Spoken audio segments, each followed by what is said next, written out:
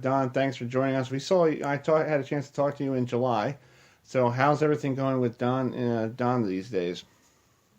Well, I'll tell you, it's been a busy year. Obviously, when you become president of the Orange Bowl Committee, and I assume any bowl committee, your year as president is taken up with everything from the business of the committee, which there's a lot of it for a 350-person committee. Mm-hmm. That has nothing to do with the game, but just internal business commitments and so forth, to travel to conference meetings, to football games, and trying to do all the things that it takes to get ready to host two great teams in the end of the year. So, I mean, we've been busy up until now, and now we're just entering our season. So the busyness from the beginning of the year till now will be eclipsed by what we do from here on out through the game on December 30th. Yeah. And, of course, what we're getting ready for at the very minute is next Sunday. This coming Sunday, the 3rd, will be the day that we find out who will be playing in the Orange Bowl. Yeah, well, talk about your guys. You guys have a separate deal with the college football playoff, because I talked to Bill Hancock, and he said that you guys pick an ACC winner, and then you could pick who's in the the college football playoff. So you could, like last year, you had Florida State and Michigan playing there. What about this year? Are you going? I know everybody in Miami wants Miami to win the ACC championship game and go on to the college football playoff, but is that something you might be seeing down the future, having Miami right down in their home ballpark? Yeah, well, of course, it's been a while since Miami played in the Orange Bowl, but having Miami in our game is always an uplifting moment. It would be especially uplifting if we were the playoffs this year, but having the hometown team here certainly raises the excitement level in this area. The Orange Bowl, like the sugar, the peach, and the rose, is based on several things. One is to honor college football and to promote the game of college football and to honor its players. Secondly, obviously, it's a big event for Miami and Broward County, which is Fort Lauderdale, and Palm Beach County, which is Palm Beach. And we have people in our committee from all three counties. So it's a major deal, and the reason it is because it is from the very beginning in the 1930s. It was to promote the area, it was to promote tourism, and it was to bring money and tourists to really highlight and showcase our area. So we do it for all kinds of reasons, and having Miami certainly helps us fill the stadium and helps us raise the excitement level locally. Yeah. And then having great teams from out of state and from elsewhere helps with the tourism element of it and does bring tourist money into the economy down here. So we think that when we hold an Orange Bowl, first we have a great college football game between two great teams, and the young men that are playing, and of course even not only playing on the team, but the cheerleaders, the band members, all of them have a great experience that they will keep in their minds, I hope, as long as they live, as a highlight of their college days. Then you end up looking around at what we do make off the Orange Bowl, and plus all of our fundraising, we spend that money back in the community on great charitable causes and also on different projects that we have in the community, so that we give back to the community. And then, of course, we try to make sure that the hotels do well and the restaurants do well, and everybody's happy. So, but it takes a lot of work. We will be expecting the teams to arrive the day after Christmas. We play on the 30th this year, Saturday the 30th.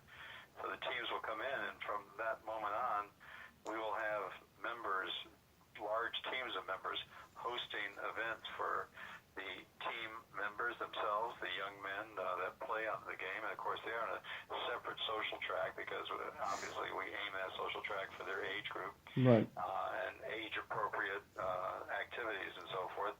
And then we have a separate track for we entertain the ADs, and we entertain the presidents of the universities and their trustees.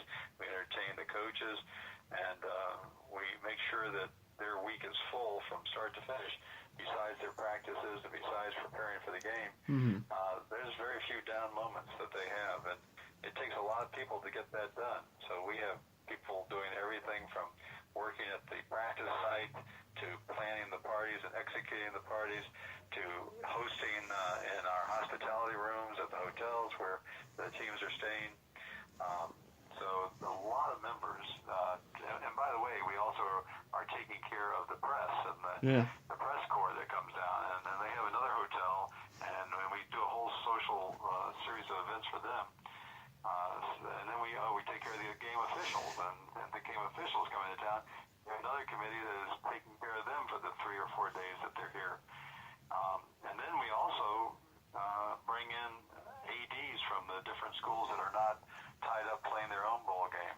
Oh. So if we have an ACC team versus a Big Ten team, we invite all the ADs from those two conferences that are not otherwise tied up to come down as our guest and be here for the Orange Bowl. Oh, that's cool. Their conferences perform. Oh, that's great. So, let's talk about the inside. How do you guys? I know you pick the ACC. The ACC champion goes to the Orange Bowl, no matter who's the champion, or if Clemson goes to the playoff, and then I guess it goes to Miami. But what happens if, this is a little scenario, what if Miami and Clemson both make it to the playoff? Who do you pick for that? I think the system was described a little bit differently than we understand. I'm not sure we think we have, quote, as many choices. We do have a tremendous agreement with CFP, and we believe that it provides us with great games. Of course, every 3 years we have the playoff, but this year, not having the playoff, here's how we understand it. And that would be that we will get the ACC champion unless the ACC champion does go to the playoffs. If that happens, then we get the second-ranked ACC team. Okay. That happened last year. Clemson went to the playoffs, and we got FSU. FSU did not play in the championship game last year, but they were the second highest-ranked ACC team. Right. So it's not always the team that loses the game. Now, the way that polls are this year, at least up until today, without taking into account what happens this weekend, it would appear that the winner of the ACC championship is definitely going to go to the playoffs, and the loser would come here. Okay. That's the most apparent scenario. Mm-hmm. If in fact, by some reason, the Clemson and the University of Miami play a tight game, they both look outstanding, and then some other things fall into place, some other top 4 teams lose, yes, there's a chance that maybe Miami and Clemson would go to the playoffs. And in that case, we would go to the next highest-ranked ACC team, which, as of today, is Virginia Tech. Oh, wow. Okay. Wow. Jeez. So it's quite a difference, but that's the formula on the ACC side. Okay. On the opposite side of the field, we get the highest-ranked available Big Ten, SEC, or Notre Dame. Okay. The highest-ranked available. That produced the first year of this formula, Mississippi State, and this from the SEC, and then the second year, Michigan from the Big Ten. Okay. And so as we look at the standings today, we would think that there's a pretty unique and wonderful field of possibilities out there, because we think that in the SEC that there's still the possibility for Alabama, Auburn, or Georgia to come here. Okay. And the Big Ten, there's a possibility of Wisconsin, Ohio State, or Penn State. And of course, it's this incredible thing. It's like buying stocks and so forth. You can sit and chart out all these possibilities. Yeah. And if so-and-so wins and so-and-so loses, then that puts you into a different perspective. But if TCU beats Oklahoma, takes Oklahoma out of the championship, out of the playoff games, then that would move one of those teams that we just talked about up into the top 4, which would certainly change the look of things. And of course, the same thing goes for any other team. It depends, of course, if Wisconsin wins the Big Ten or Ohio State wins the Big Ten, as to who might go to the playoffs and who would not go to the playoffs. And then once the committee rank orders after this weekend, the committee will rank order the teams. So we would get the highest ranking ACC team, other than the one or ones that go to the playoffs, and we get the highest ranking Big Ten, SEC, or Notre Dame that are not in the playoffs. Oh. But we are not able to take the SEC or Big Ten champion. Okay. That was part of the deal that was struck when we signed the agreement, so that the champion of the SEC and the Big Ten, if they don't go to the playoffs, which you have to assume there's a great chance they will go to the playoffs, but if they didn't go to the playoffs,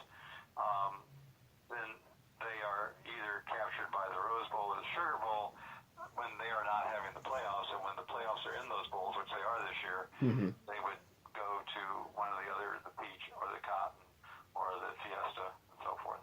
Wow. Now, there are some possibilities that we would have choices, but our choices are in conjunction with collaboration with the ACC and the CFP and the Big Ten and the SEC, and that is where there might be a repeat game. In other words, if, for instance, the rankings came up with a Clemson-Auburn game, Mm-hmm. which is a game that's been played this year. Right. In that case, it's going to take a collaborative effort between all the parties, not just us, but all the parties to decide whether that game will be played again in the Orange Bowl or whether or not it will not. Oh, okay. Wow.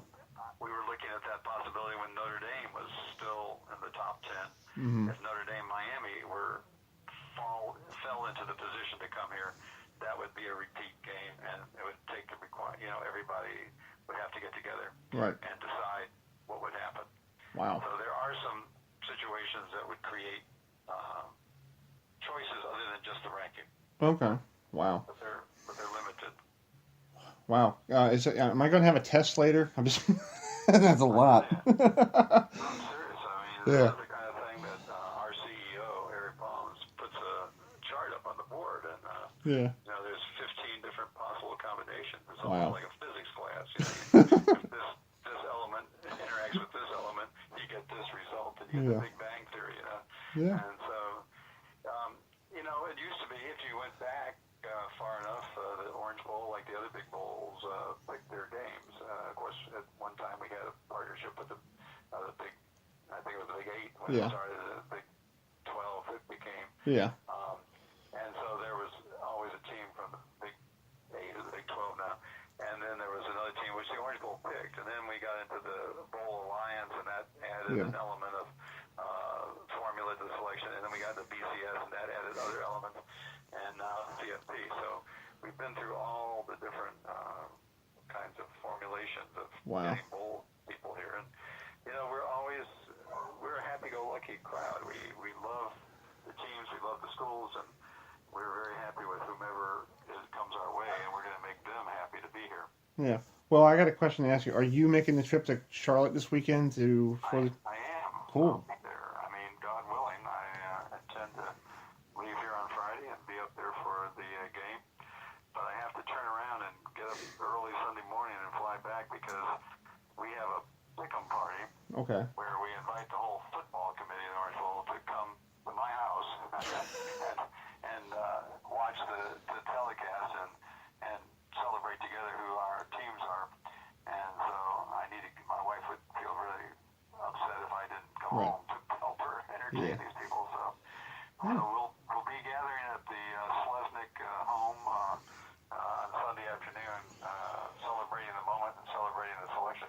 Wow. Because this weekend's the ACC championship game. Are you going to be there for the Legends dinner? Yes.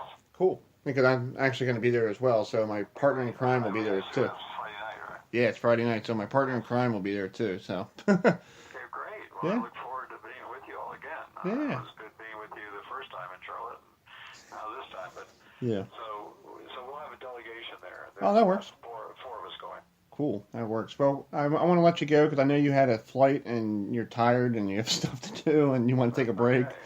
Yeah. Talking about the Orange Bowl but I would like to. Could I add one thing? Yeah. Sure. Go ahead. Okay, I mean, I kind of referred to it, and I'd like all of your listeners and your followers to know that some of the things that we do in the local area, which I think is something that other bowls try to do too, and that is putting money back in the community through several ways. One is we have legacy projects, and these legacy, we spent about $10 million in the last 6 years on legacy projects where we go into inner city public parks where the county or the cities have been unable to keep them in pristine condition. And these are parks where you have football fields, and they could have other things, tracks and basketball courts, but basically we aim at ones that have football fields. And as you may know from the Carolinas, I don't know, that the public park football fields are now used by a lot of high schools that don't have their own fields. Okay. They built new high schools. They always did come along with football fields. So these fields need to be in great condition. And so we have gone in and we have now restored and brought into sparkling condition 4 different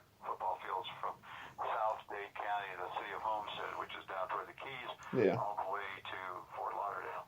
Oh, wow. And we install new fields, new grandstands, bathrooms. We try to do the whole thing, scoreboards, the whole thing, and they're just great facilities. And we partner with the local municipality that is responsible for them, or the county, and we split the cost with them. And so that's one of the things we do. And then we do a couple of fundraisers, and the funds that we raise go to, I'll probably not remember everything, but we do money to the Special Olympics, Okay. Make-A-Wish, Boys and Girls Club, etc. So we were constantly trying to, then we run a golf program for young women. Okay. We determined that that girl scholarships at colleges for golf go unused, like 40% or 60%, some high number. And when we found that out, we partnered with the First Tee, and as the First Tee takes younger people, we take them as they go into high school, and we could keep that training going, not only in golf, but academics and leadership and so forth. And last year, 5 girls graduated from high school in the program, and 4 got scholarships.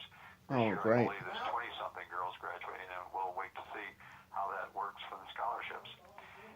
Yeah. And so we have a leadership academy that we run, and we started out in 2 middle schools, which is a critical age for especially inner city kids. And then we've expanded to 4 schools, and now this year expanded to 6 schools, where we run a leadership academy where we send members in, and we send trainers in to talk to young people about citizenship, about ethics, about civility, about academics, about the importance of preparing for the future, and so forth. And so those are the kinds of things we do. And there's one last thing I'll mention, if I'm not taking too much of your time. No, go ahead. Okay. And one last thing is that this year we did something brand new, and we called it a showcase, but it's like a combine. Okay. And I don't know if we talked about this when you and I talked before, but we copied what was being done in California and Texas. And so there is a certain time frame in which Division I schools get athletes to commit and sign, and I think that's early February or it's early March or whatever it is, doesn't matter, but whenever it is, once that is finished, then you have this whole body of young men, great football athletes out there that did not rise to the quality or to the attention, if you might, of the Division I schools. And a lot of these young people are not capable of paying for college. So we had a one-day showcase combine. This is our first year. We got 400 and something young men there that were star athletes at their schools, but did not go to Division I schools. We got 42 Division II and NAIA schools down here. And is there a Division III? I'm not sure. Okay. But people below Division I, and if people don't realize, there are lots of those schools that have full-fledged football programs, full-fledged, full-schedule football programs, but they don't have football scholarships. Oh, wow. And so, and they don't have the money to go out and scout, and they don't have the money to roam around the country looking for talent. And so this is a chance where 43 of these schools showed up on the same day, and were exposed to 400 and something young people in one day. And we did at the Dolphins training facility, and the young men are being run through drills, no contact, but just drills to kind of show their agility and their speed and so forth. And they have to be academically qualified before they get here. Okay.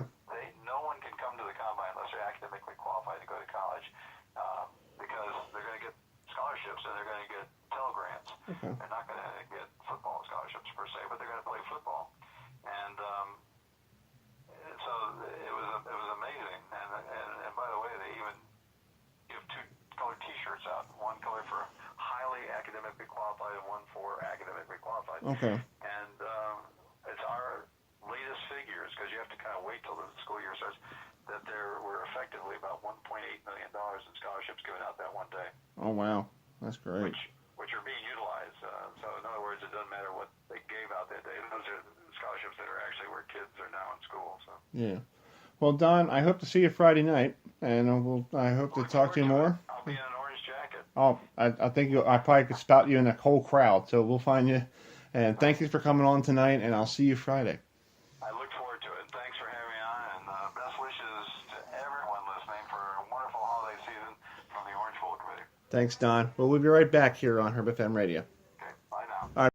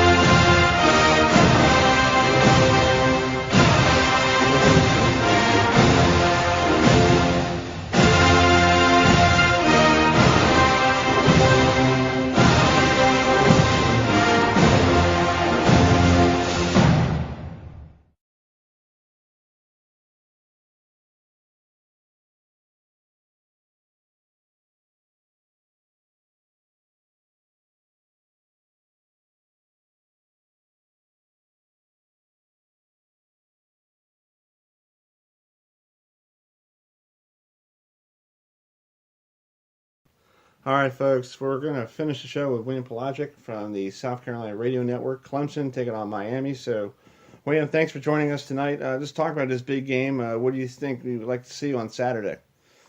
Well, I think it's a good matchup of the two teams, Chris, and I think, too, when you look at the fact that sometimes you get these championship games and you get one deserving member and maybe another one that's kind of backed in, I think you really are looking at the two best teams of the ACC, and not only in both divisions, but I think overall Miami basically ran through their schedule with the exception of Pittsburgh, and Clemson did the same with the exception of that one loss to Syracuse where they didn't have their starting quarterback in the second half of that game, and you could argue for the entirety of the game without him fully healthy. So in that vein, I think we're going to get two very evenly matched teams.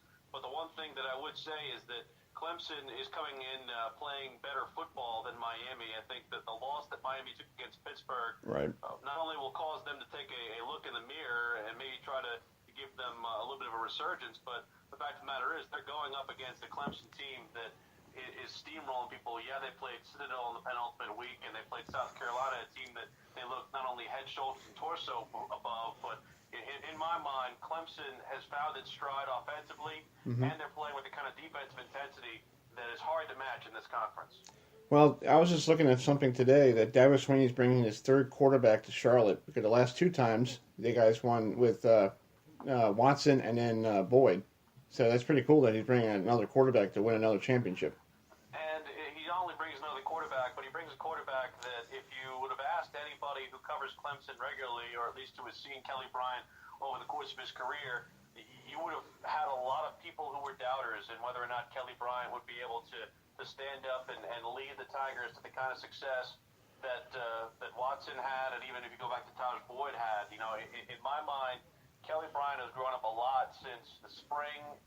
He's gone through some adversity, not only with the injury against Syracuse, but the latter part of the season, Florida State and NC State. Those two ball games for him were kind of steps back, but he's come back and played very well in the last 2 weeks.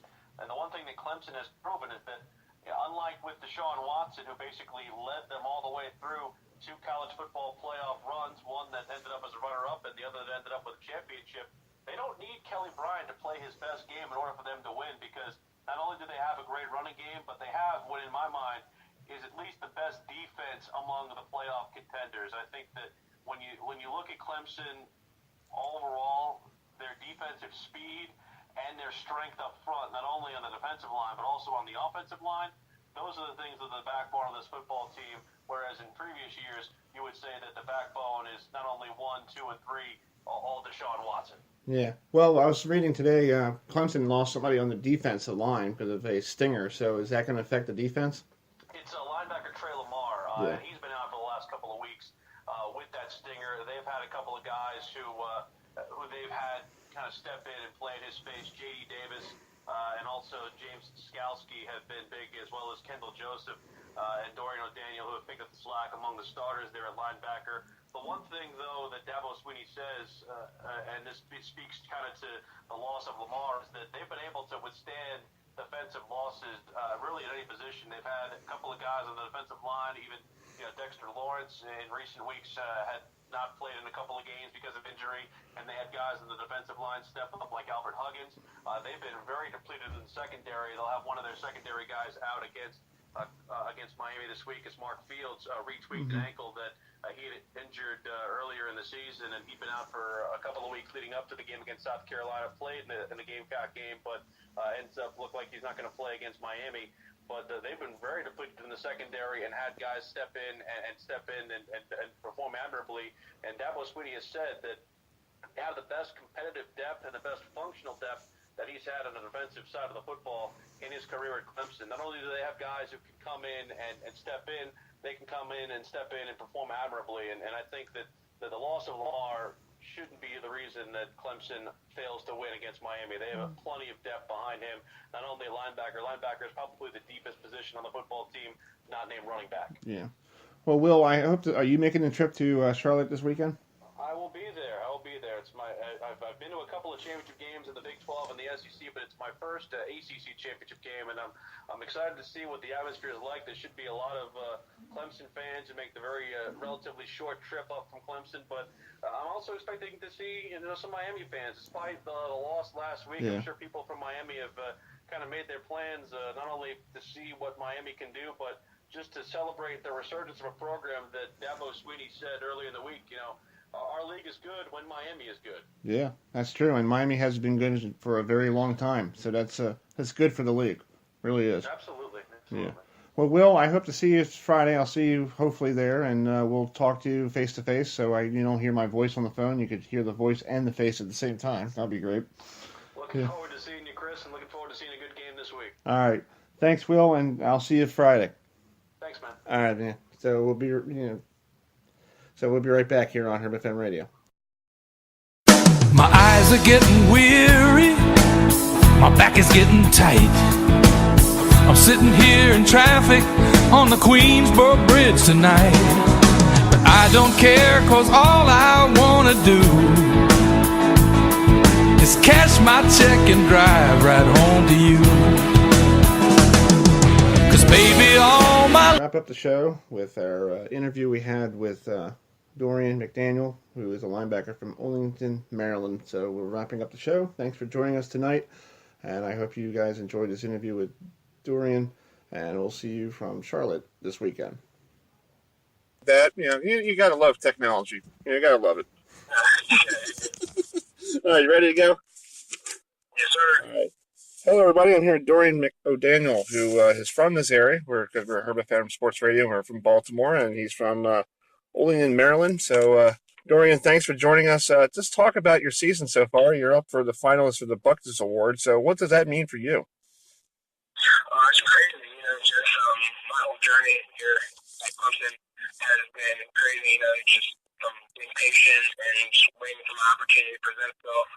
And especially this season, just for me to turn over and just really step into that full-on senior leadership role. And I'm just glad to see my hard work's finally paying off, to be recognized the Buckus finalists as one of the top linebackers in the country is surpassed any expectations I had for myself, Just very humbling to be compared and just recognized in that type of caliber with those kind of players, and it's really thankful for all of y'all. Well, talk about the mood around the team after you guys lost to Syracuse on that Friday night. Everybody, they don't play. No team plays well on Friday nights, no matter what. And then you guys regrouped and finished the season strong. And now you got to play Miami. Just talk about you. What did you like to see from the team after that game? And do you feel like your team is together as family? Absolutely. Prosperity is our teacher. We experienced a lot of good stuff early on.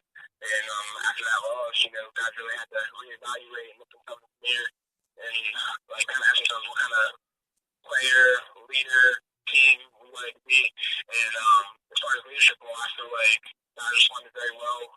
We challenged each other, and I'm just happy for how I responded. You know, we lost last year, lost one game to Pitt, and we bounced back from that, and just good response from our team and the chemistry. So it's really cool.